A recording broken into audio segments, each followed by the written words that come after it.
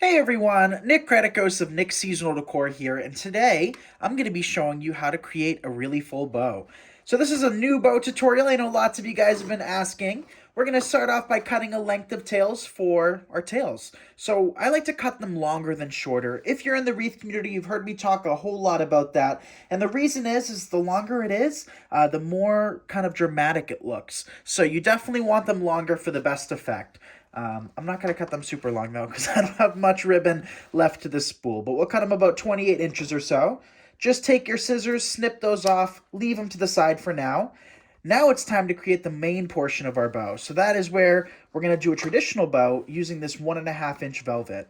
For the best bow, the best choice is to use wired ribbon because wired ribbon holds its shape. As you can see here, it just stays upright and looks great. So let's create loops about 6 to 8 inches across. I'm going to just drop my spool of ribbon to the ground. I find it easier that way. So create your first loop. Don't do anything yet. Make your first loop. Place your second loop right on top of that. Now what you're going to do is you're going to take your fingers and just pinch those two ribbons together. So it doesn't matter if the ribbon is the same on either side. I always recommend that you pinch in the middle and don't hold your bows super tight either. Just pinch lightly, just enough to keep the ribbons between your fingers. Reverse the ribbon so that the back side is facing forward. And then what happens is when you gather it together, the pretty side is on top. This loop is longer than this loop. It's not going to matter in the end. So if you're a perfectionist, it's time to stop being that because it really doesn't make a difference. And that's coming from personal experience over the years. What I have realized is that I was putting far too much detail into making sure every loop is the same. And in the end, what I've noticed is that it doesn't make a huge difference. You can be kind of drastically off and it'll just look really pretty in your bow.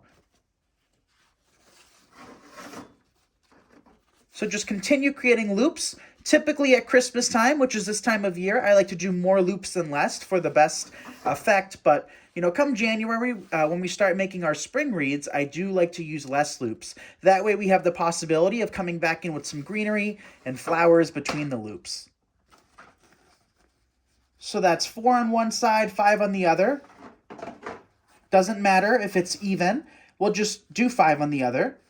But you could do 6, you could do 4. The more loops you have, the more full your bow is going to be. Then just take your scissors and snip off the excess. Leave a little bit of an overhang. That way, in case your pipe cleaner gives out, you still have a little bit of leverage. Take your long tails. They don't have to be even either. I actually prefer them to be a little bit off. Place them behind your bow, either up top or down below. Doesn't make a difference. Grab a pipe cleaner, and all of these supplies you can find at nickseasonaldecor.com, including our scissors, pipe cleaners, and ribbon. Pull your tails down. Here we have the main portion of our bow. And start fluffing it out.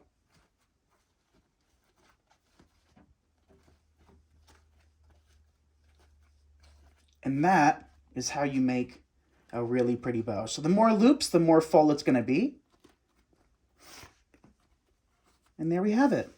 So to finish the ends, what you can do as well is dovetail. So take your tail, fold it in half, and cut from the middle towards the outside. So thank you guys so much for watching. Make sure to follow us for more crafty ideas.